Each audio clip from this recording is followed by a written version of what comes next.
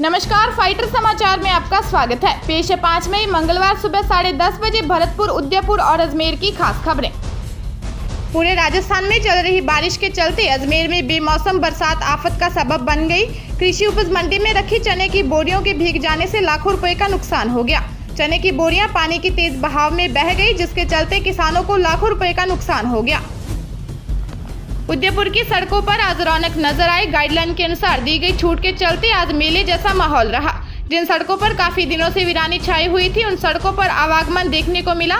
शहर के दिल्ली गेट चौराहे पर मेले जैसा माहौल रहा। वहीं जब्त वाहनों को छुड़ाने के लिए भी लोगों की भीड़ उमड़ी रही।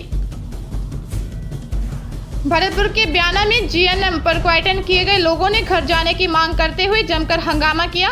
वहीं खाने का भी बहिष्कार किया। बीसीएमएचओ डॉक्टर भरत मीना ने जानकारी देते हुए बताया कि कुल 56 लोगों ने खाना छोड़कर घर जाने की मांग की। कोरोना महामारी के चलते लागू लॉकडाउन के कारण अजमेर में फंसे हुए हजारों जायरीनों में से 1188 को सोमवार को स्पेशल ट्रेन के जरिए अजमेर से कोलकाता के लिए रवाना किया गया। अजमेर शरीफ में जियारत के लिए आए हुए देश भर के 11 राज्यों के 4000 से ज्यादा जायरीन लॉकडाउन के कारण यहां फंस गए थे। गत 2-3 दिनों से इन जायरीनों को वापस उनके गृह राज्य भेजने का सिलसिला चल रहा है। इस कड़ी आज स्पेशल ट्रेन से इन जायरीनों को कोलकाता रवाना किया गया है। अजमेर में कोरोना संक्रमण के कारण लागू लॉकडाउन के चलते गर्मी में हजारों लोगों के घर चलाने वाले कई अस्थायी काम धंधों को भी निगल लिया है। शहर वासियों को इस बार गन्ने के रस, बर्फ के गोले, लस्सी, छाछ सहित गर्मी के पेय और खाद्य पदार्थों से भी महरूम रहना पड़ रहा है। गर्मी में ठंडे पेय पदार्थों से जुड़े अधिसंख्यक काम स्थानीय लोगों के साथ मिलकर प्रवासी श्रमिक करते हैं। नगर निगम क्षेत्र में प्रतिवर्ष 100 से 125 के करीब गन्ने के रस की अस्थायी दुकानें संचालित होती हैं। मार्च से जुलाई तक इसका शुल्क 15,000 रुपए नगर निगम लेता है।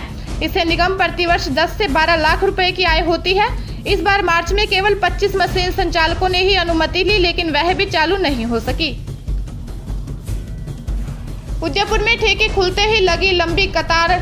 करीब 1.5 महीने के बाद लेक सिटी उदयपुर में अलग ही नजारा देखने को मिला, जहां सुबह से ही शराब की दुकानों के बाहर लंबी लंबी कतारें देखने को मिली।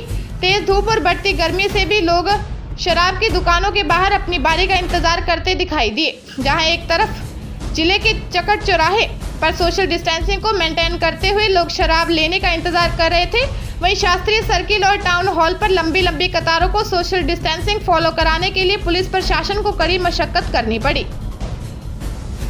लेक सिटी उदयपुर में अब गर्मी असर दिखाने लगी है। दिन में तीखी धूप और रात में गर्म हवाओं ने लोगों को बेहाल कर रखा है। दिन ब दिन तापमान बढ़ता जा रहा है। मई की शुरुआत में 40 डिग्री तक तापमान पहुंच गया है।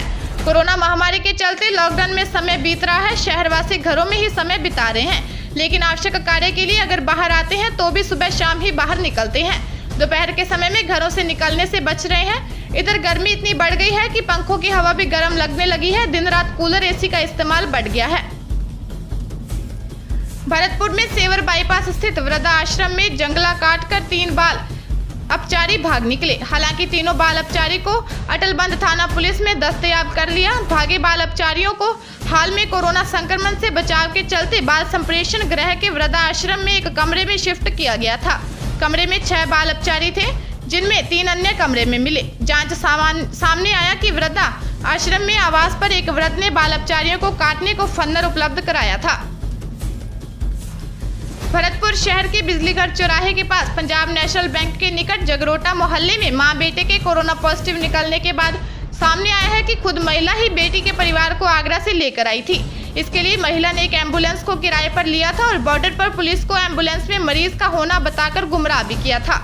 हालांकि राहत की खबर यह भी है कि दोनों कोरोना मरीजों के अलावा 3 अन्य मरीजों की रिपोर्ट नेगेटिव आई है। 33 वर्षीय महिला नगला फकीरचंद ईदगाह बस स्टैंड के पास थाना शाहगंज, आगरा, उत्तर प्रदेश पिछले 1.5 महीने से 2 बच्चों व पति के साथ आगरा स्थित घर में रह रही थी।